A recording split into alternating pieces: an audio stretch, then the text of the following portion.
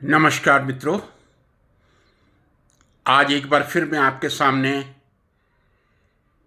एक नई विषय वस्तु लेकर आया हूं। इस समय देश में यह विवाद का विषय बना हुआ है, क्या भारत में बेरोजगारी है या बेरोजगारी नहीं है। राजनीति का एक भाग यह कह रहा है कि देश से बेरोजगारी दूर हो रही है, और राजनीति का दूसरा भाग कह रहा है देश में बेरोजगारी बढ़ रही है। मैं इस विवाद में नहीं आना चाहता और ना ही लाना चाहता हूं। इस समय मेरे बात करने का जो हेतु है वो एक ऐसे प्रोफेशन या व्यवसाय के बारे में है जिसके प्रति इस देश के परिवारों का चिंतन अति आवश्यक है। कुछ व्यक्तिगत अपने संस्मरणों के आधार पर भी, पर्सनल एक्सपीरियंस के आधार पर भी इस बात को आगे बढ़ाना चाहूंगा। घर में जब कोई बच्चा बड़ा होता है, घर वाले या आने वाले अतिथि जनरली बच्चों से प्रश्न करते हैं, बेटा बड़े होके क्या बनोगे? Doctor, engineer, police officer, collector या कोई और व्यवसाय करोगे? कभी किसी बच्चे से यह नहीं कोई पूछता कि क्या आप सेना में जाना चाहेंगे, क्या आप शिक्षक बनना चाहेंगे। आज मेरा जो पूरा केंद्रण रहेगा वो शिक्षण व्यवसाय के प्रति रहेगा। मैं खुद आप लोगों से पूरी ईमानदारी से पूछना चाहता हूं, कितने पेरेंट्स ऐसे हैं, कितने परिवार ऐसे हैं जो अपने बच्चे को एक अच्छा शिक्षक बनाना चाहते हैं। यदि बच्चा पढ़ाई में बहुत होशियार है, होनहार है, उसे हम मेडिकल, इंजीनियर में भेजने का प्रयास करते हैं। यदि मेडिकल इंजीनियरिंग में नहीं जा पाता, बेसिक डिग्री लेता है, उसके बाद प्रशासनिक सेवाओं में उसे भेजने का प्रयास करते हैं। या यदि मैं रसायन शास्त्र विषय से अपने आप को संबंधित करूं तो ज्यादातर लोग किसी इंडस्ट्री में जाकर केमिस्ट या R&D ज्वाइन करने का प्रयास करते हैं। क्या कारण है कि हमारे देश में शिक्षा के प्रति युवाओं का, किशोरों का और बच्चों का रुझान नहीं है? जहां तक बच्चों और किशोरों की बात है, उसके लिए तो मैं माता पिता को जिम्मेदार ठहरा सकता हूं। उनके सामने इस तरह का वातावरण नहीं दिया जा रहा कि शिक्षण एक सर्वोत्तम प्रोफेशन या व्यवसाय हो सकता है। लेकिन युवावस्था में आते आते मैं समझता हूं यदि 15 साल का एक किशोर होता है तब वो अपनी जिंदगी के बारे में यह विचार कर सकता है कि मैं किस दिशा में जा सकता हूं।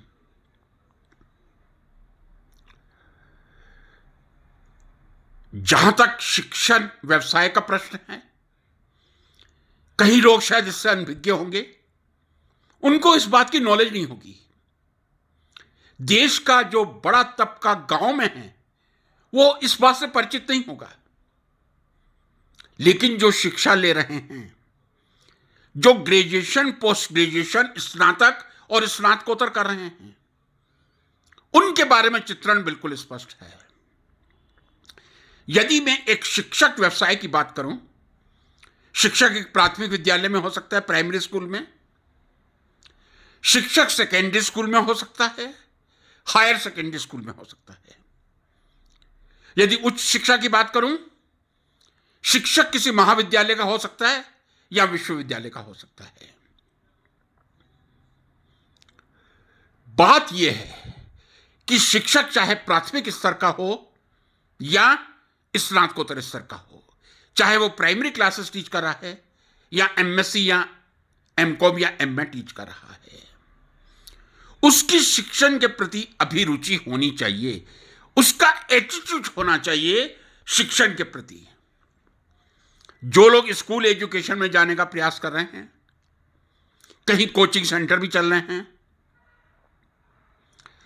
B.Ed स्कूल एजुकेशन में, चाहे आप प्राइमरी में जाएं या हायर सेकेंडरी में जाएं, कंपलसरी है। बीएड के बिना आप प्रवेश नहीं कर सकते आज के टाइम में। पहले 1 वर्ष का था, अब बीएड 2 वर्ष का हो गया है। यदि आप उच्च शिक्षा में जाना चाहते हैं, आप पीजी करिए, एमए करें, एमकॉम करें, एमएससी करें, उसके बाद आप पीएचडी कीजिए। और यह भी अभी बड़ी कंट्रोवर्शियल स्थिति है, यूजीसी बार बार समय समय पर बदलती रहती है। नेट, जिसको नेशनल एलिजिबिलिटी टेस्ट कहा जाता है, राष्ट्रीय पात्रता योग्यता हिंदी में कहा जाता है, नेट का एग्जाम क्लियर करना शिक्षण के लिए आवश्यक है। एक शिक्षक बनने के लिए किसी महाविद्यालय में, कॉलेज में लेक्चरर या असिस्टेंट प्रोफेसर, दोनों एक ही बात है, लेक्चरर या असिस्टेंट प्रोफेसर बनने के लिए नेट क्वालिफाई होना और पीएचडी होना आवश्यक है। दोनों ही ये मान लें। जब आप लेक्चरर बनेंगे किसी कॉलेज में, धीरे धीरे प्रमोशन करते हुए आप आगे senior lecturer, selection grade lecturer, अब कई राज्यों में रीडर और प्रोफेसर का कॉलेजेस में भी दर्जा दे दिया गया है। यूनिवर्सिटी में ये काफी वर्षों से है, लेक्चरर, असिस्टेंट प्रोफेसर कह दें, उसके बाद रीडर, एसोसिएट प्रोफेसर कह दें, और उसके बाद प्रोफेसर, और 6 के पे कमीशन से सीनियर प्रोफेसर का पद भी सृजित हो गया था। अब इस भूमिका के बाद मैं ये स्पष्ट शब्दों में कहना चाहूंगा कि शिक्षण व्यवसाय मेरी दृष्टि से दुनिया का सर्वश्रेष्ठ व्यवसाय है, बेस्ट प्रोफेशन है। आप स्कूल एजुकेशन में जाते हैं, बहुत अच्छा प्रोफेशन है। आप हायर एजुकेशन में जाते हैं, बहुत अच्छा प्रोफेशन है। यदि मुझसे कहा जाए, व्यक्तिगत तौर पे मैं लगभग 36 वर्ष शिक्षक रहा हूं, उच्च कक्षाओं को मैंने पढ़ाया है, मैं समझता हूं यदि कोई सबसे सम्मानजनक रेस्पेक्टेड जॉब है, वो एक टीचर का जॉब है। जो सम्मान एक टीचर अर्जित कर सकता है, वो कोई अर्जित नहीं कर सकता है। जो विद्यार्थियों का प्यार एक शिक्षक अर्जित कर सकता है, वो दूसरा कोई अर्जित नहीं कर सकता। यहां पे मुझे चाणक्य याद आ गए। शिक्षक कभी साधारण नहीं होता, निर्माण और प्रलय उसकी गोद में ही पड़ते हैं। चाणक्य एक बहुत बड़े प्रोफेसर थे, तक्षशिला यूनिवर्सिटी में अर्थशास्त्र और राजनीति शास्त्र के प्रोफेसर थे। उनका यह छोटा सा सेंटेंस, शिक्षक कभी साधारण नहीं होता, प्रलय और निर्माण या निर्माण और प्रलय उसकी गोद में पलते हैं। शिक्षक इतना शक्तिशाली है, मीन्स वो किसी राष्ट्र का निर्माण भी कर सकता है और किसी राष्ट्र को विध्वंस भी कर सकता है। शिक्षा एक ऐसा शस्त्र है जिससे किसी राष्ट्र का निर्माण भी हो सकता है और किसी राष्ट्र का विध्वंस भी हो सकता है। तो मित्रों, मैं समझता हूं, वर्तमान परिप्रेक्ष्य की मैं बात करूं, पिछले 15 साल की बात करूं, जो हायर एजुकेशन में टीचर्स का स्टेटस है, जो हायर एजुकेशन में टीचर्स की स्थिति है, वेतन की दृष्टि से बहुत ही सम्मानजनक है। आज मुझे यह बात यहां कहने में कोई संदेह नहीं, यदि कोई शिक्षक 20 या 25 वर्ष की नौकरी पूरी कर चुका है तो उसकी मंथली सैलरी 3 लाख से ज्यादा ही है। यह मैं सरकारी विश्वविद्यालयों की बात कर रहा हूं, प्राइवेट विश्वविद्यालयों की कोई बात नहीं कर रहा हूं। हम लोग शिक्षक बनने का प्रयास करें, बहुत अच्छी बात है, मैंने कहा प्रेरित भी करना चाहिए, लेकिन शिक्षक बनना इतना आसान भी नहीं होता। एक शिक्षक की पर्सनैलिटी के कौन से गुण होते हैं, या एक शिक्षक की पर्सनैलिटी क्या होती है, किस तरह एक शिक्षक को परिभाषित किया जाता है, कृपया इस पर मैं आप सबका ध्यान, अटेंशन करना चाहूंगा। एक शिक्षक की पर्सनैलिटी के 3 भाग होते हैं। सबसे पहला भाग अध्ययन होता है। आप कितना अध्ययन करते हैं, और मैं ईमानदारी से बताऊं, जब तक आप विद्यार्थी हैं, चाहे आप पीएचडी के विद्यार्थी हैं या आप एमएससी के विद्यार्थी हैं, तब तक जो आप शिक्षा ले रहे हैं वो शिक्षण में आने के बाद पूरी तरह से बदल जाती है। उस चीज को आप विद्यार्थियों के सामने किस तरह प्रस्तुत करते हैं, यही एक शिक्षक का कर्तव्य होता है। तो अभी मैंने कहा था शिक्षक की पर्सनैलिटी के 3 भाग होते हैं। कौन कौन से वो 3 भाग हैं? सबसे पहला भाग है लर्निंग। आप कितना लर्न करते हैं। आप लेक्चरर बन गए हैं कॉलेज में, यूनिवर्सिटी में, उसके बाद आप कितना समय पढ़ते हैं। मैं आपको बता दूं, यदि आप एमएससी की कक्षाओं को पढ़ा रहे हैं तो आप बिना पढ़े कक्षा में नहीं जा सकते, चाहे आपने 30 वर्ष का शिक्षण का अनुभव क्यों ना लिया हो। एमएससी की कक्षा में जाने से पहले चाहे आपने किसी टॉपिक को 25 साल तक भी पढ़ाया है तो एक बार उसको रिवाइज करना बहुत जरूरी है। और मैं ये बात स्पष्ट कर दूं, विज्ञान में तो नित्य नए जो शोध कार्य हो रहे हैं उससे साहित्य सृजित होता जा रहा है।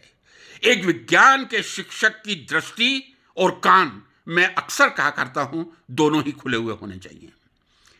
कितना आप पढ़ते हैं, कितना आप ऑब्जर्व करते हैं। मैं अपने एमएससी के विद्यार्थियों को हमेशा कहा करता था कि लर्निंग का साइंस के विद्यार्थियों के लिए 2 मतलब है। आप पुस्तक से ज्ञान कितना प्राप्त कर रहे हैं, आप प्रयोगशाला में जब काम कर रहे हैं तब आपका ऑब्जर्वेशन पावर कितना है। यदि आप लसान्य सॉल्यूशन बना रहे हैं और उसमें ग्रीन कलर आ रहा है, वो ग्रीन कलर क्यों आ रहा है, कैसे आ रहा है, यह आपको मालूम होना चाहिए।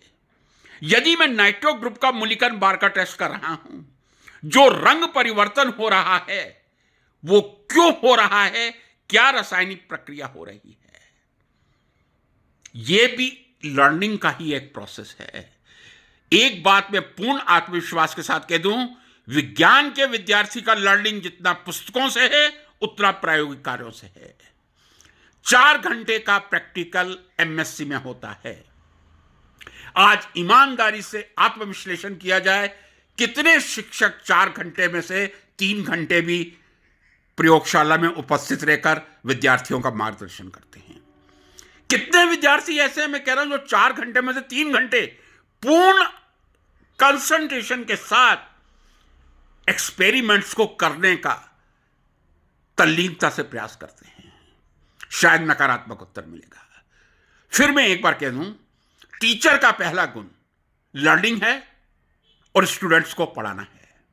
जितना आप लर्न करेंगे, यह नहीं है यदि मैंने 30 साल पढ़ा लिया तो अब मेरे पास ऑब्जर्व करने के लिए कुछ नहीं बचा।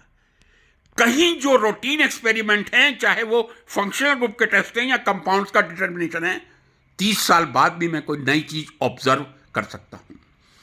आपकी ऑब्जर्वेशन पावर बहुत शार्प होनी चाहिए, आपका लर्निंग बहुत स्ट्रांग होना चाहिए। यह शिक्षक का एक पहला गुण है। एक बात मैं बहुत निर्भीकता से कह दूं, यदि आप में अध्ययन का कोई रुझान नहीं है, कृपया इस व्यवसाय में आने का प्रयास न करें। विशेषकर कक्षा 11-12, बीएससी और एमएससी के शिक्षक जब तक अपने आप को अपडेट नहीं रखेंगे, विशेष से साइंस के क्षेत्र में मैं चैलेंज के साथ कह रहा हूं, जैसे जैसे आप 11-12 से बीएससी एमएससी की तरफ जाएंगे, आपके अध्ययन का समय बढ़ेगा। यदि आप अध्ययन को अपनी रुचि बना सकते हैं तभी आप व्यवसाय में आए। यदि आपने अध्ययन को अपनी रुचि बना लिया तो शिक्षण से बढ़िया कोई एंजॉयबल प्रोफेशन किसी व्यक्ति के लिए नहीं हो सकता। मित्रों, शिक्षक का जो दूसरा गुण होता है वो है रिटेंशन। आप कितना पढ़ा हुआ अपने मस्तिष्क में रख सकते हैं। मैं ये नहीं कह रहा कि हर डेटा शिक्षक की जुबान पे होना चाहिए। मैं ये नहीं कहता कि मैंने 1991 में पीरियोडिक टेबल संक्षिप्त समय में बोल के लिम्का बुक ऑफ रिकॉर्ड्स में नाम अर्जित करवाया था, हर किसी को पीरियोडिक टेबल याद होनी चाहिए। बिल्कुल नहीं कहूंगा। लेकिन जब आप कक्षा में जाएं, कम से कम कागज का प्रयोग करें, अपने स्मृति का उपयोग करें। मैं व्यक्तिगत अनुभव आपको बता रहा हूं और पूर्ण ईमानदारी के साथ बता रहा हूं। जब जब मैं कक्षा में मजबूरी में डेटा लेने के लिए, जैसे मैं स्पष्ट रूप से बता रहा हूं, जब एमएससी में एक्सप्लोसिव्स पढ़ाता था, एक्सप्लोसिव्स में यह होता था क्रॉनिकल ऑर्डर में किस साल में कौन से एक्सप्लोसिव का आविष्कार हुआ था, वो मुझे याद नहीं होते थे। वो मैं कागज का उपयोग करता था। लेकिन जब जब मैंने कागज से देख के पढ़ाया है, मेरा शिक्षण बहुत दुर्बल रहा है। जब जब मैं बिना कागज के बोला हूं, बोर्ड पे मैंने पढ़ा है, मेरा शिक्षण बहुत मजबूत रहा है। मैं ये नहीं कह रहा कि सबकी रिटेंशन, सबकी स्मरण शक्ति एक सी होती है, लेकिन जिसकी स्मरण शक्ति अधिक होगी वो एक श्रेष्ठ शिक्षक होगा। फिर दोहरा रहा हूं, शिक्षा का पहला गुण लर्निंग, थ्योरी और प्रैक्टिकल साइंस के टीचर के लिए, दूसरा रिटेंशन। सबसे तीसरा गुण और जो सबसे बड़ा गुण है, जिसके बिना कोई भी शिक्षक जिंदगी में कभी सफल नहीं हो सकता, वो है एक्सप्रेशन। आपने बहुत पढ़ लिया, आपने मस्तिष्क में बहुत कुछ रख लिया, जब आप कक्षा में विद्यार्थियों के सामने जाके खड़े हुए, आप उसको एक्सप्रेस नहीं कर पा रहे हैं। तो शिक्षक की पर्सनैलिटी का जो तीसरा पार्ट है, वो सबसे स्ट्रॉन्ग पार्ट एक्सप्रेशन है, अपनी अभिव्यक्ति है। आप अपने पढ़े हुए और मस्तिष्क में रखे हुए विषय वस्तु को किस सुंदरता से विद्यार्थियों को एक्सप्लेन कर सकते हैं, प्रस्तुति कर सकते हैं आप उस वस्तु की।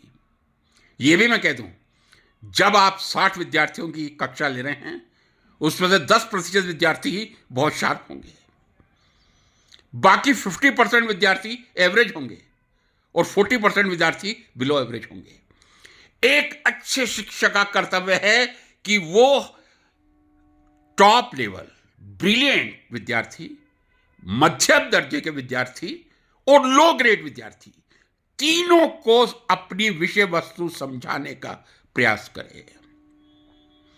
मैंने एमएससी की क्लासेस में कई बार देखा है, जो 11वीं 12वीं कंसेप्ट विद्यार्थी के क्लियर नहीं होते, जब तक बेसिक कंसेप्ट क्लियर नहीं होंगे तब आप उच्च अध्ययन नहीं कर सकते।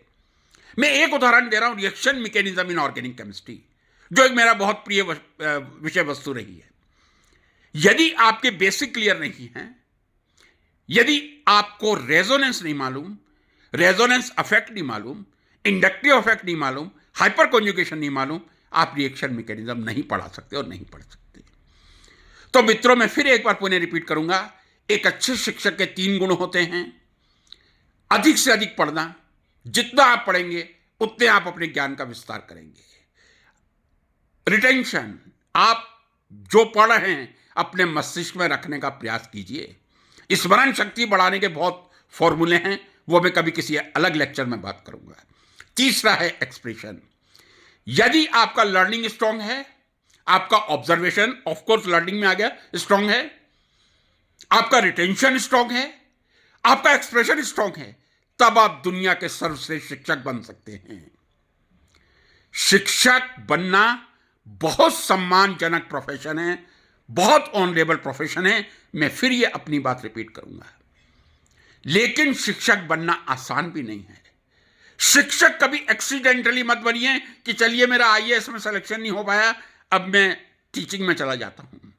शिक्षण एक वो व्यवसाय है जो व्यक्ति शुरू से ठान लेता है कि मैं शिक्षक ही बनूंगा, चाहे मुझे दुनिया का सम्मान मिले या ना मिले। एक बात और स्पष्ट कर देना चाहूंगा, मैं अपने एमएससी के विद्यार्थियों को कहा करता था, एक आप लेक्चरर की एंट्री लेवल पे तनख्वाह देखिए, कलेक्टर की देखिए और डीएसपी डिस्ट्रिक्ट सुपरिटेंडेंट पुलिस की देखिए, शायद लेक्चरर की तनख्वाह आपको सबसे ज्यादा मिलेगी और होनी भी चाहिए, क्योंकि लेक्चरर बनने के लिए आपको एमएससी, बीएससी तो ऑब्वियसली करेंगे, उसके बाद पीएचडी और फिर नेट का एग्जाम क्लियर करेंगे।